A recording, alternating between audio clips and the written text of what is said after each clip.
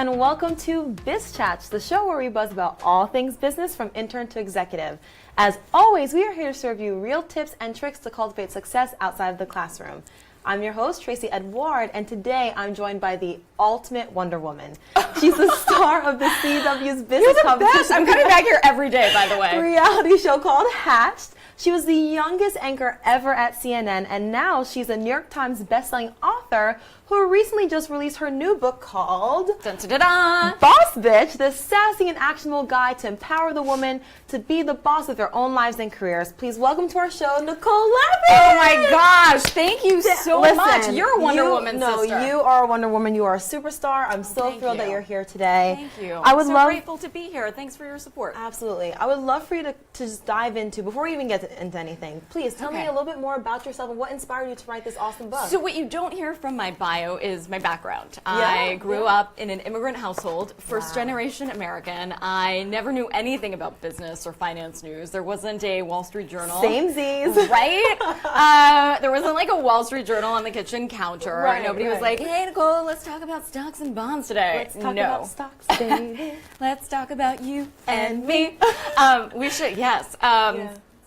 That's not going to be a second fallback career, for sure. Right. So I grew up being totally clueless about money. I would smile and nod instead of joining money conversations when those topics came up. In fact, Tracy, when I was in high school, my boyfriend said he wanted to be a hedge fund manager, and I thought the dude wanted to be in gardening. Like, that is not a joke. For real. That is so funny. And fast forward, he dumped me, in fact, because I couldn't hang out with his Wall Street friends. So you were just too fierce for him. That's fine. Well, fast forward about 10 years later, I think his Wall Street friends want to hang out with me now. I'm just saying.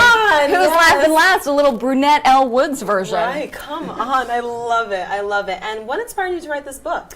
So I didn't have anything like this. When I was coming up in my career, I was thrown on the floor of the Chicago Merc by accident. So I just needed a job. Grew up in a broken home, started working when I was 15 years old. Didn't have any connections, didn't have a silver spoon in my mouth. I barely had a spoon in my mouth at all growing up. And so I needed to just hustle. I started in small markets. I wanted to be a news anchor at CNN. That was my goal in life. I was like, I'll die a happy woman. Sister, I didn't want to die when I was 21. Come on. Life is just starting. And so I went into a broadcasting station in Chicago Station Group, and I said, I want a job in big market Milwaukee. Like, I'm ready. And they were like, no, you don't get that job. And I didn't realize, I was devastated at the time, that they were offering me another job instead in business news. So they said, do you know anything about business news? And I was like, absolutely! I love me some business news all day, every day. And I was totally lying. Yeah? So I was on the floor, and it was a foreign language. If you were in China and you didn't speak Chinese, you'd be super confused. If you were in Wall Street or on the stock exchange and you didn't speak the language of business, you'd be super confused. Until I spoke the language, and then I spoke it to the world. And what I realized is that money is just a language like anything else. We just don't have a Rosetta Stone for it. So I wanted to create something in real English. I don't talk in jargon stuff. I didn't work at a bank. I didn't get my MBA. I'm just a girl who went to the School of Hard Knocks. And this is your new Rosetta Stone for everything you need to know about business, guys. We're going to talk about this. I wrote a whole dictionary in the back. This is like what a loser I am. This is what I do on a Friday night. People, I'm telling you.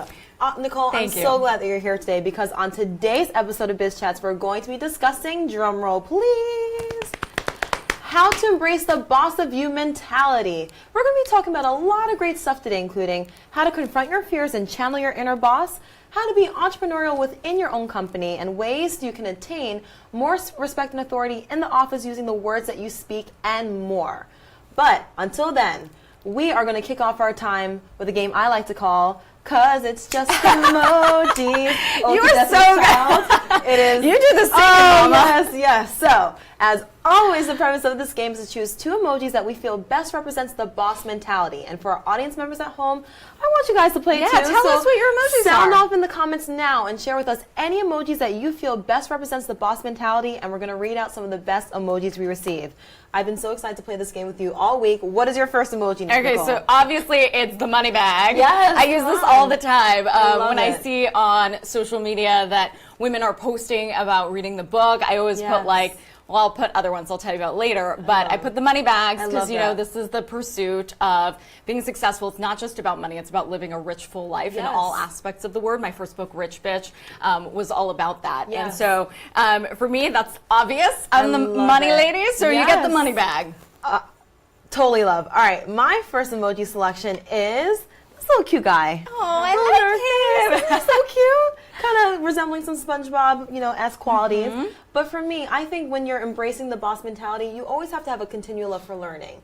You should always be reading, upping your game, and also you really shouldn't be the smartest person in the room. If you're the smartest person in the room, you're in the wrong room. You're in the wrong room, right? You want people to challenge you. They're going to make you better personally, professionally, all the way around. So learn to love to learn, guys. It really is something where it's not, okay, you graduated from college and you're done with books.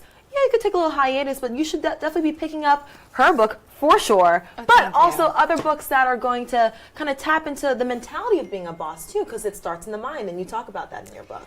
100%. It's about learning and growing. Yes. It's also about finding mentors and learning from everyone, not just people above you, but people horizontally. Mentorship is so important. And random people. Like, I learned from my really awesome dermatologist. Like, I learned from everyone. I talk to, we can hang out in the elevator, I talk to folks. I talk to babies, I talk to dogs. Like, I talk to everybody. The dog whisperer too. Is there anything, do you play an instrument? Is there anything she can't do? No, I don't play instruments, and I don't sing like you. You got that. I don't sing. By the way, there's so many things I'm terrible at. I just have the self-awareness to know what I'm bad at and then outsource that. I don't believe that at all. No, 100%. You can't be good at all things. And by the way, I know a lot of things about business and finance, but I don't know everything. If you think you know everything or you think you're super successful at the top of your game, you should get out of the game. Yeah. Because you should never feel complacent by any stretch of the imagination. My jam is just telling folks what my experience has been, telling them my failures. I love talking about my failures love people way that more. are real too. She does not fluff. You love me or you hate me. I'm straight, no chaser. That's what this book is. I love it. That's right. What is your second emoji selection? So this is the we can do it one. Yeah. This is the being strong one. I was at a book event the CEO of HSN hosted for me, and it was like a bunch of CEOs, Birchbox and whatever. And Gloria, I can't swear, but Gloria, you know what, bleeping Dynam was there. Wow. And she is like the ultimate boss bitch. And she endorsed the book, and I think of her and I think of the iconic poster, and she said, if someone calls you a boss bitch, say thank you. And I was like, there's a preach emoji, by the way. There is. I love it. Thank you so much for sharing that. My second emoji selection is this weird face. It's like a devil, like a scary face. I've actually never used this emoji in my entire life, but for this purpose, I think when you're embracing the boss mentality, you have to face your fears. Yeah. No matter what obstacle you're going across, being an entrepreneur is all about facing your fears. It's about falling, making mistakes, but the catch is falling forward and getting something from whatever you learned and carrying it with you, so that the next time you face a challenge or a setback, you know what you learned the previous time and you just blast through it and keep on grinding, keep on, racing to the top. You know, and I say the only difference between stumbling blocks and stepping stones is how you use them. Yeah, totally. And just realizing that if you make a mistake, that is okay. We're human. We're not supposed to be perfect. And if you fall, and I'm guilty of this, if you fall into that perfectionist mentality, it's only going to hold you back. Because at the end of the day, I'm going to speak for myself. I can be my worst enemy at times. Sometimes the worst enemy is between your ears. Yeah, absolutely. The battle's in the mind. So that is my emoji selection. Let's see. We got a lot of cute emojis going on. And yeah, I love talking about my failures. As you know, I have more issues than Vogue. So my book is a 12-step plan. My first book was also a 12-step plan, and that is no mistake. The first step is admitting you have a problem. And it's really not about burying your head in the sand. It's confronting it. Absolutely. Otherwise, you can't fix it. 1,000%. We got some cute emojis here. We have Rich. He has a little graduation cap. Maybe the knowledge of learning. Loving to learn, learning to love. I like the raising your hand one, because you know what bothers me most is when women say, I just want a seat at the table. Come on, Solange. No, yes. I want a voice at the table. Not only do I want a seat at the table, but I want a voice. So yeah, raise your hand. Ask the question. And what is this? I think trendy is clapping hands. Maybe just I love it. Applause. Applauding. Having an attitude of gratitude. I also like the fist bump one. Yeah, fist bumping. Love that. And yeah, when I go to book events and stuff, so I pose now like this, or I pose with fist bumps. I love that. Because you don't want just a normal one, or I do deuces. Whatever. So we already know what our Kim's gonna be for after the show. Fabulous. A lot of Instagram. Listen, as you know, if it's not on Instagram, it didn't happen. Right. Instagram or nothing. Right. I love it. Thank you so much for sharing your emojis. Those were fantastic. That was an awesome icebreaker. It is now time to get into the meat and potatoes of this chat. Viewers, I hope you're hungry for some awesome information. It is time to dish the deets. Can we do tofu for this vegan? Tofu and potatoes? We can, tofu, potatoes, whatever you need. We're here to serve you your plate. Thank you. We're here. So as always, we want to know what questions you have too. So now's your time to sound off in the comment box below any questions you have for Nicole on how to embrace your inner boss, and she's going to answer them a little bit later. Okay. Until then, I'll Nicole, answer whatever you want. Are you ready to answer some questions? Sure. Fabulous. We dive into question 1. So the word bitch has had a negative connotation attached to it as long as I can remember, ranging from reality TV to music and everything in between. But as of recently, we've started to see women embrace this word and use it as a term of empowerment or endearment. And you've even used it in the title of your book. So my question for you is, what does the word bitch and how people use it mean to you? And why reclaim it in this manner? So I've been called a bitch in a derogatory sense, and what people meant was that I was strong, that I was aggressive, that I was ambitious, that again, not only did I want a seat at the table, but I wanted a voice. And if that meant I'm a bitch, then awesome. Right. I'm a bitch, and I own that as a badge of honor. And so many kick-ass, powerful women, if you turn the book over. Sarah Blakely, founder of Spanx, of which I am also a customer. Thank you very much, lady. The founder of Equinox, the founder of Baby Einstein. You know, sometimes we lament the fact that there are not enough female CEOs. But another one of my favorite sayings is that you can complain that roses have thorns or rejoice the fact that thorns have roses. And so I think it's about changing your mindset, and your career will follow. In addition, I don't know, as long as you can remember. How old are you? I'm 25. Okay, so I don't know about if as long as you can remember. Yeah, Let's keep it real. Okay. I think a new generation, if you hashtag my bitches on Instagram, what will you see? Probably just lots of girls hanging out. Best friends, brunching, right? You know. Best friends. All that stuff. I walk into a room, I'm like, hey, bitches. I don't mean it in a bad way. I mean it as a term of endearment. And listen, you are my target demo. You are my girl. You are my ambassador. You're my evangelist. I can't be all things to all people. In business, in media especially, if you try to be all things to all people, you're nothing to no one. Absolutely. And so I know exactly who my audience is. I know who she is. She is my former self. She's not for everyone. And you know, I've had some criticism, very small. I have, you know, one criticism and 99 compliments. That's and fantastic. in my early career, I focused on that one. Now I just focus on the 99. And as a coworker of mine would coin from Nicki Minaj, you know, when you're growing up, you have to be a boss. And you know, you could say if for example, you know, Wayne comes in, the rapper Wayne, Lil Wayne. If he comes into a room is like, you know, have my stuff ready, get this ready, blah blah. You know, no one's gonna call him a bitch for it. He's gonna be called a boss. But here comes Nicki Minaj demanding the same, you know, accolades, and she gets called a bitch. And she actually went on a rant about this, about how the connotation of being upfront and standing up for yourself and knowing your worth, people perceive that as being a bitch. But you're just wanting better for yourself. You want something that's gonna make you be respected, and you want to produce the same quality as anyone else in your office. So it's weird to see, or over time, to kind of have that flipped on his head and have people that really understand what this word actually means and not being afraid to grab what they want out of it. I'll disagree with you for a second. Okay. And, you know, as you probably have already known by now, I like to rethink conventional financial wisdom and help folks think for themselves. And I hate cliches and I hate stereotypes. And I think we need to get out of our head that, like, women are somehow, like, treated poorly. I really wasn't. When people ask me, like, was there, you know, you're in a man's world, like, how was that? I'm like, it was cool. Like, I'm not going to perpetuate the idea that women are treated worse or called different things. I think we just need to get out of that mentality and, again, focus on the 99 compliments, because I'll hear women at these events saying, like, you know, guys will interrupt me or whatever. I'm like, well, hold on. Are you not asking the question? And what about all your awesome, you know, camaraderie that you have in the office? Some of your colleagues can be your biggest advocates. What about that one hater? Like, chill. Focus on the good stuff. We're always going to have haters no matter where you are in your life. Haters are going to hate. They hate us because they ain't us. And the best revenge is your paper, right? Spoken by Beyonce, Queen. And also my favorite poet is in here, Jay-Z. I'm not a business woman, I'm a business woman. Yes, I love it. We're going to dive into question 2. So in your book, you spoke about confronting your fear of business. And it was actually one of the best things you could have done for your career. So what inspired you to take that leap of faith?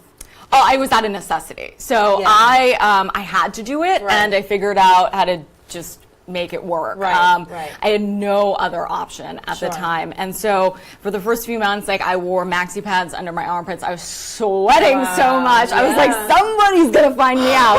And, you know, I think, you know, in your early career, you go through in this imposter syndrome. Like you're like, I don't belong here. Like, why is my badge working? Right.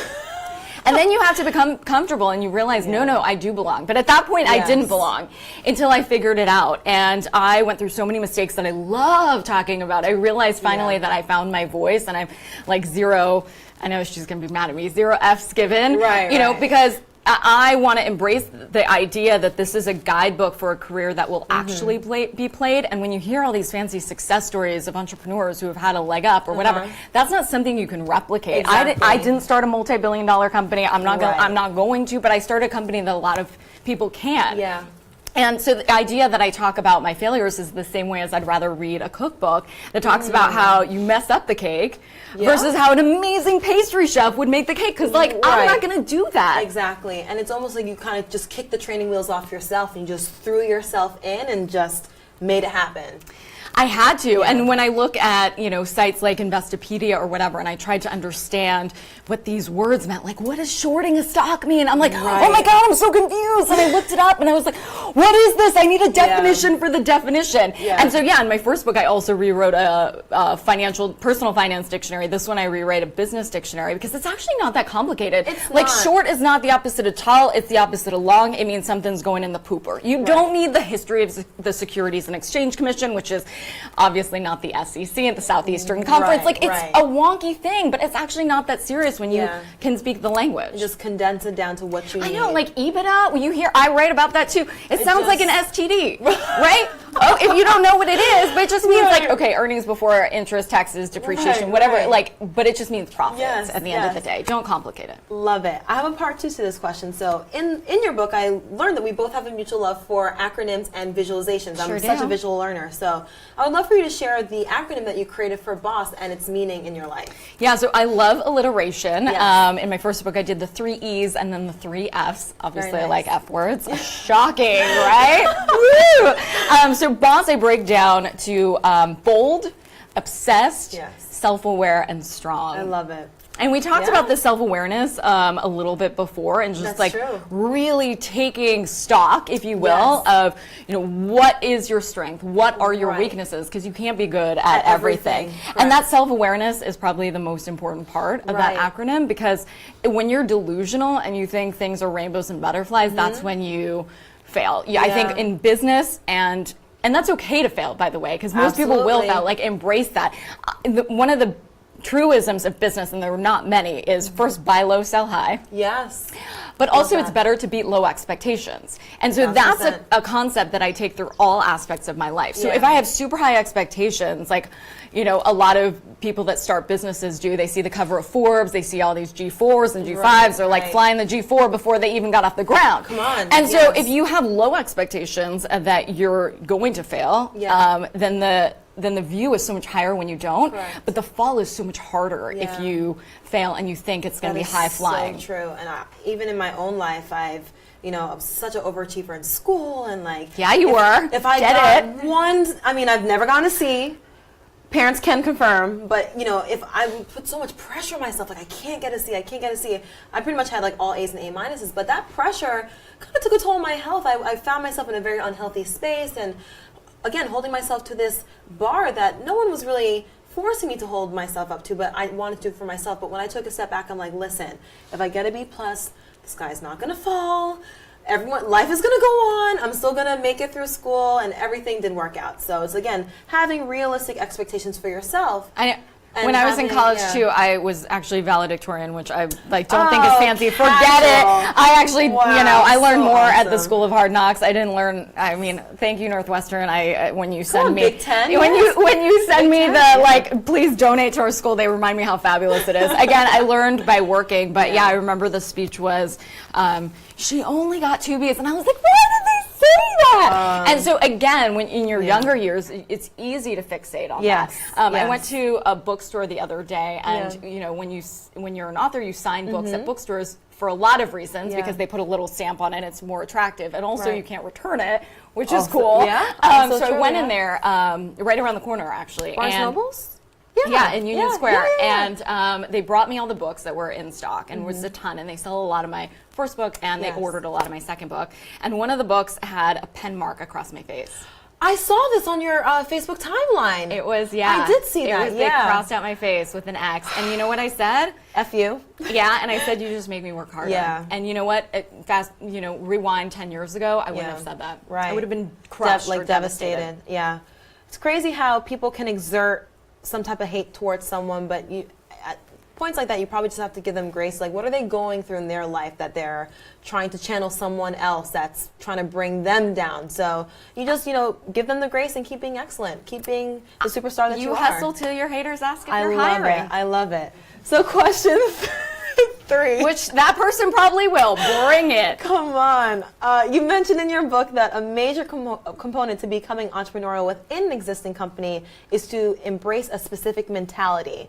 So can you explain what that mentality is and how it can be beneficial to us? Okay, so you're the ultimate boss within a bigger company. So you started this series, right? I did, yeah. So previously you started another series. Well, on Twitter. This was existed on Twitter. It grew into this, which is awesome. Look at this setup. I've never seen a Facebook Live like this. So that's what it means to be a boss within a bigger company. A lot of times you're like, no, I work for a bigger company. Like, I don't have people reporting to me. I don't have a title. Like, no, you can be a boss wherever you are. You just have to figure out and create a brand. What is the company's brand? You know exactly what Mashable stands for, right? I mean, all employees should. You write out what they stand for. You write out what you love to do and what you want to be known as. And then, by the way, we don't learn all this stuff in school, which drives me crazy. That's a big part of why I wrote this book. Like, we learned the Pythagorean theorem, no idea. Please write in if you know why we need to know that, or how to dissect a frog. How this applies to real life, because we don't know. Zero idea. But doing a Venn diagram is actually important, because I would put those in a Venn diagram, and the shaded part. A bunch of great diagrams in this book. I'm telling you guys, I feel like a visual learner. Visualizations are so key. When you write something down, in my opinion, success is only a matter of when, not if. When you write goals down, when you actually visualize what you want for yourself and where you see yourself, I think it's going to happen. There's magic to putting something to paper, putting your ideas to paper and having them translate and acting upon whatever your ideas are and just testing them out. I had no idea that this was even going to be a thing.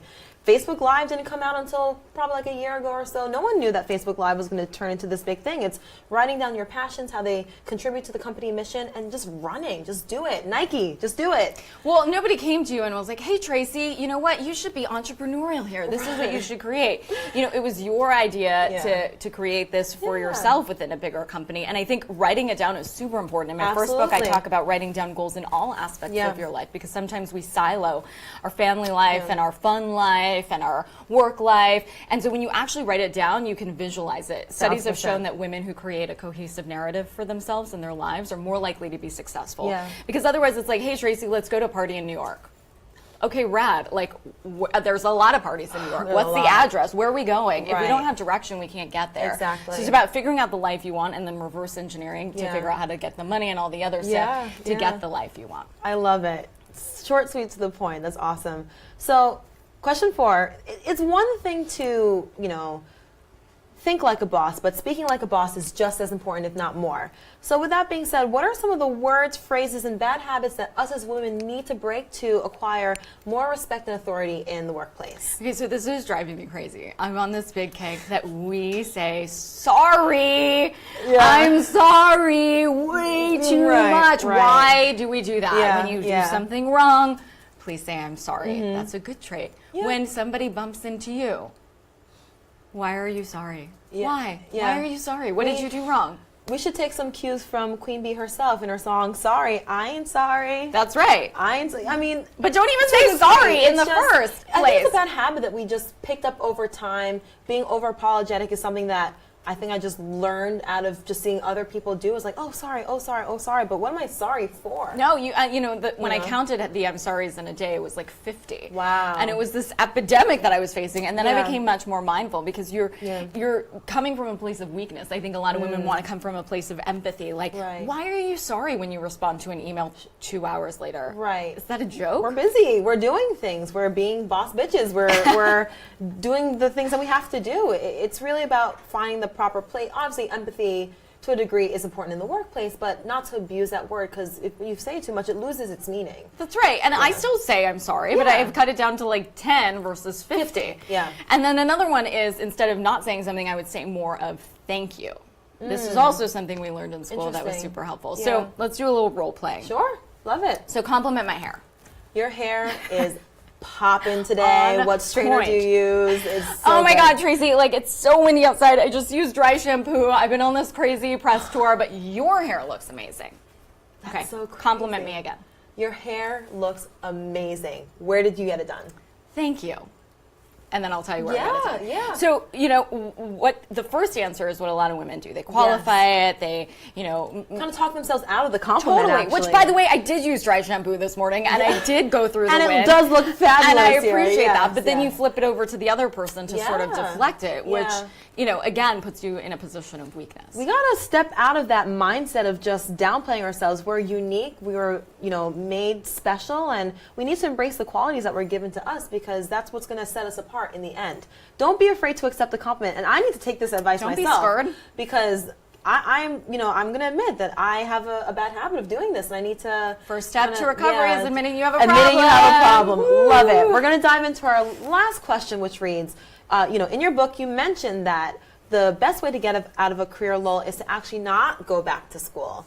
And I would love for you to explain this statement and what professionals should be pursuing instead. Okay, so if you're a doctor, please go to school. Like, please go to we need advanced you. degree. You can't just be like a Grey's Anatomy actor, Jesse Williams. That's right. You know. If you want to be a lawyer, please go to law school. Right. If you want to bide time, like if you just want to kick the can down the road, not find a real job, and you want to go get an English degree or whatever, like, please don't do that. Like, if you just want to sit on a grassy knoll and like read and spend $100,000, like, why are you doing that? You know, sometimes I get the argument. I'm a numbers girl, so sometimes I get the argument that, you know, going to grad school will increase your salary over time. So studies have shown that it will increase your salary about $800,000 over your lifetime with that, you know, advanced degree. Sure. I would argue if you took that money and you invested it over time, you would make $1,150,000 if you look at the average of stock market returns over time. Again, putting your blinders on, not looking at the ups and downs of the stock market. So that is the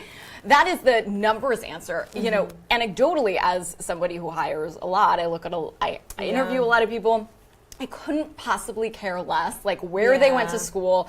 I want to know what they did, who, you know, how did they hustle, who did they work for, who, like, what did they create? That's so much more important to me. Exactly. And so, by the way, if you want to make connections, if that's your thing too, you know, go join a club. There's a bajillion clubs out here. Hello. You know, and one of my lines from Good Will Hunting, that's my favorite, is, you know, you can get the same education with the $1.50 in late fees at the library.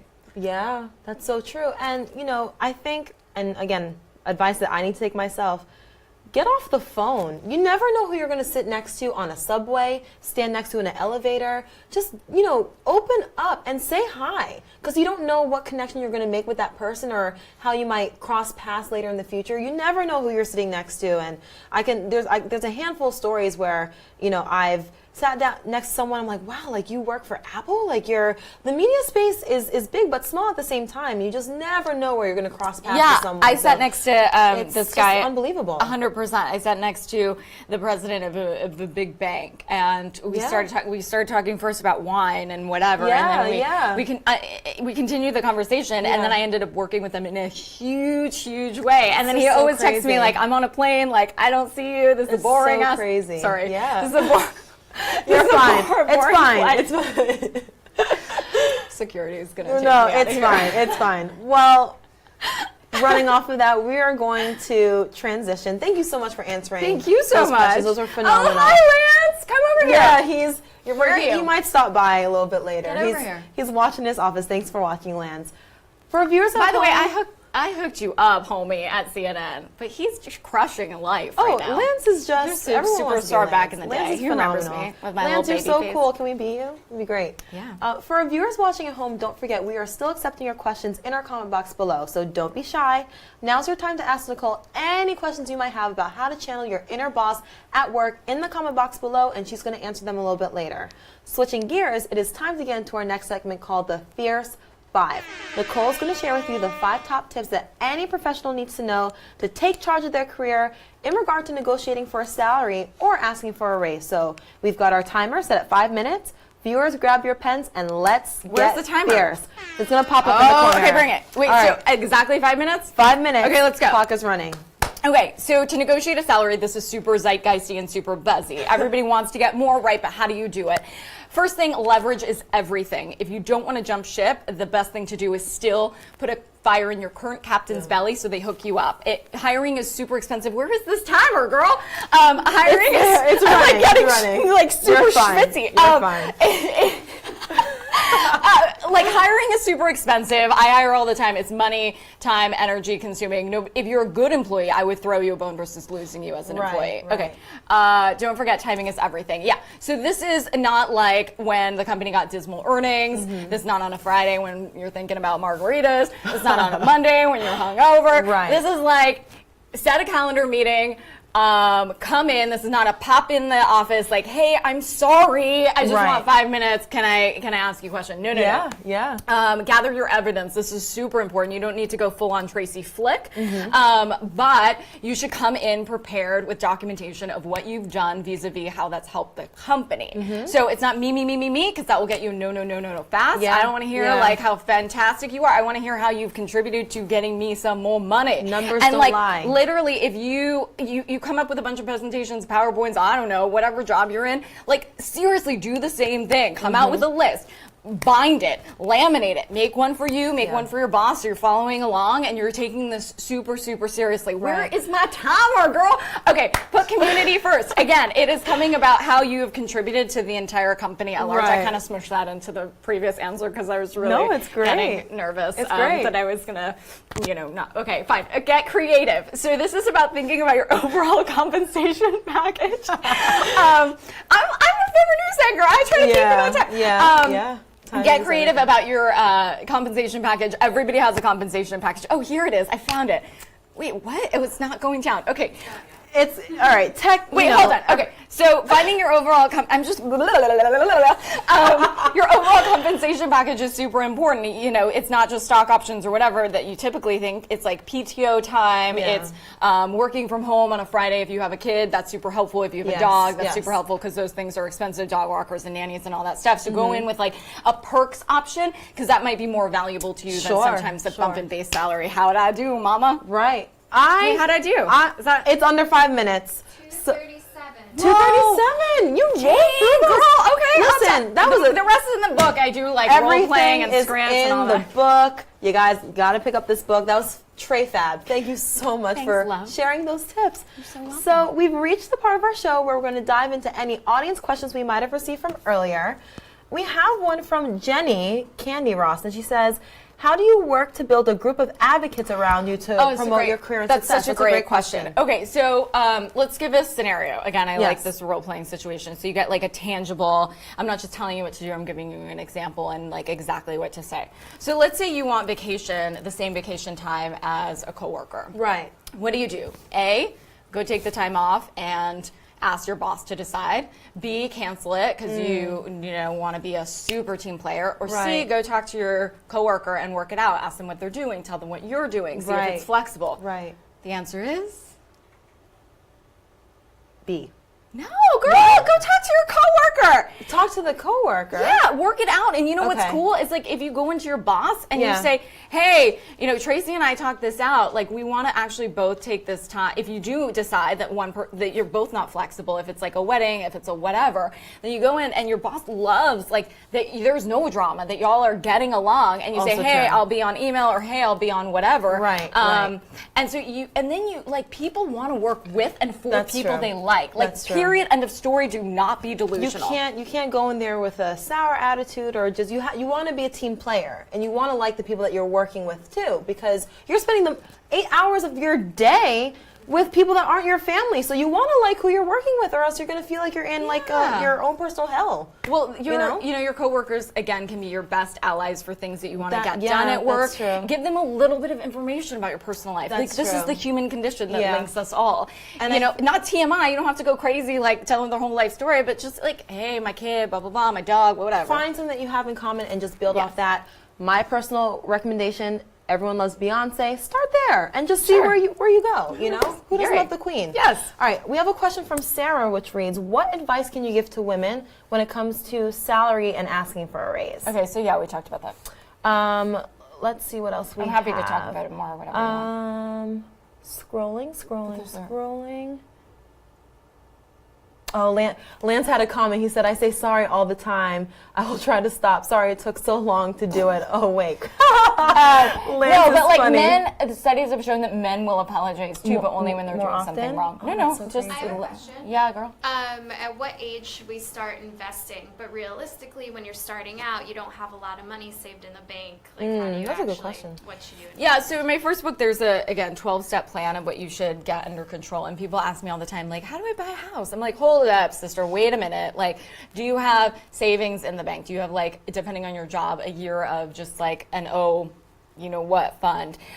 Because if you lose your job, if somebody gets sick, if you have to like take time off, you can't go to the grocery store with a mortgage. Like, you need cash. You need to, like, first of all, take care of that, then max out all your retirement stuff. So 401k is sort of like the darling of the retirement. Everybody hears that all the time. There's a ton of other options. If you have your own company too, I have a SEP, I have a simple, I have all sorts of super fun IRA options. And by the way, anyone can invest in an IRA. So just go to your bank. It's $5,500 is the max a year. You can divide it between your Roth and your traditional IRA. Roths are super awesome. I know it sounds really confusing. All it means is that you're paying tax now versus tax later. And you're like, Nicole, I don't want to pay more taxes. Right. Okay. But later on, people think, oh, I'm going to get all this money from my 401k. Hello, you have to pay taxes.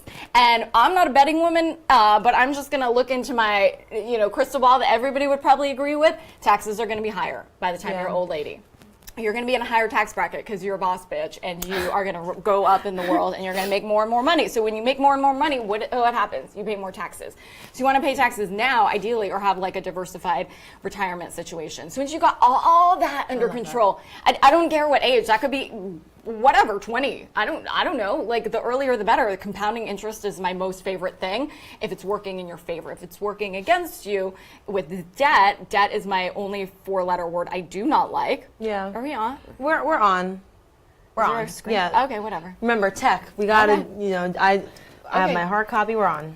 Okay, honey. So yeah, that's the thing. Like, there are things that you should get under control before you even think about like investing, getting a house. Once you do, like, again, the earlier the better. You can start small. Like, it will compound. You will be super happy. There's one last question, which is really, really good. From Jenny again. She wants to know, how do you overcome imposter syndrome when you find yourself outside of your comfort zone or in a new role? I think it's really about like being honest and asking questions. Like, when I was on the air at Business Networks, I would just ask questions, and honestly, like, because a lot of people don't even understand what you're talking about, but are too scared, and this smiling and nodding syndrome that I went through early in my career is like, just ask the question. Like, again, they can't fault you for asking because you want to know. You want to know the answer. Well, also, like, a lot of people don't know. So Sarah Blakely, I talk about in my book, and Richard Branson also were super confused about the language of business.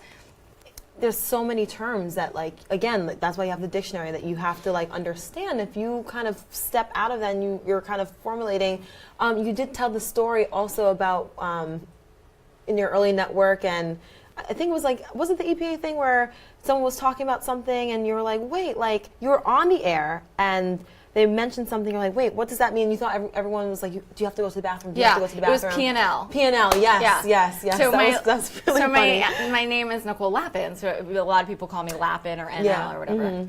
So I kept hearing this P&L, and I'm like, you have to P&L? Yeah. And so again, but that's like, Sarah Blakely went through this thing when she was pitching Spanx, and she went to a bunch of investors in rooms, and she kept hearing, what's your exit strategy? She's like, I have no idea what these guys are talking about. She's like, finally, she said, to have my butt look good walking out of a room. Hello. Like, that's my exit strategy. Yes, that's awesome. I bet they would. I would have loved to see their reaction. Or like Richard Branson didn't know what net profits were, and somebody literally had to like draw a net with fish and be like, "This is what you take this year, and this is the leftover fishies." Right. That's so funny. Thank you so much for answering those questions, and this guys, is so fun. Thank you so much for asking those too. Those were fantastic. All right, Nicole. There's one more thing we have to do before I let you go. It is time for our major key alert. Major key. So, if you were to share one final major key on how professionals can embrace their inner boss mentality in all areas of their life, what would it be? So I would say negotiate everything. Yeah. Everything is negotiable. Everything. It's your money. You might as well fight for it. So we talked about salary, but also, I don't understand when I go into a room, I say, can you please raise your hand if you negotiate your credit card interest rate, your APR? Oh, gold. A very small percentage of folks raise their hand. If at all. Do you know that's negotiable? I actually had no idea. That's crazy. So it comes on a piece of paper. It looks real fancy. Yeah. You call them up, you ask for a lower rate, you say you're going to a competitor. I have done for Dr. Oz, I've done for Rachel Ray, where I took women and I took all their bills and I called them up and I kept asking for a supervisor. I got 3% off a woman's APR and her debt. That is a significant amount if you have a lot of debt. Yes. I called all the cable companies for these ladies, negotiated down, like, I was just on Rachel Ray, I think it was like, was it like $160 a year or something for her cell phone? Yeah, your cable bill, all the things. Oh my gosh. Your debt, by the way, I was on with Dr. Oz on Good Day LA, which is a super fabulous morning show in LA, and we were talking about negotiating medical debt. Medical debt is the largest debt in collections right now. You cannot hide from creditors. You have to deal with them, and you hunt you down. 100%. But if you deal with them and you try to make a deal, that's incredible. I need to go over my life and see where else I can call people hey girl, can you bump it down a couple percentages? That's great. If you don't ask, the answer is always no. All right, that's fantastic, guys, girls, guys. That's all the time we have for today's Biz Chats. I'd like to give a special shout out to the baddest boss bitch in the game, Nicole, for joining us today. Thank you, ladies. And gentlemen. And gentlemen, if you're boss bitches, come on. If you're stuck in a career rut and you're looking for some no-nonsense candid advice on how to plunge into entrepreneurship or how to step into those boss lady shoes that you've always been destined to strut in, Nicole's book, Boss Bitch, is definitely the book for you. Also, her book, Rich Bitch, also is on shelves. There was a question in the comment box that was asking for your previous book. We'll answer her questions. Yeah, we'll answer her questions later. Please visit now. Go to www.nicolelapin.com/bossbitch and tap into your inner boss today. So until next time, from me to you at Mashable HQ, this is Tracy and Nicole signing out with one final reminder. You don't need a degree to be a #HBIC. I'll see you guys next week. Take care.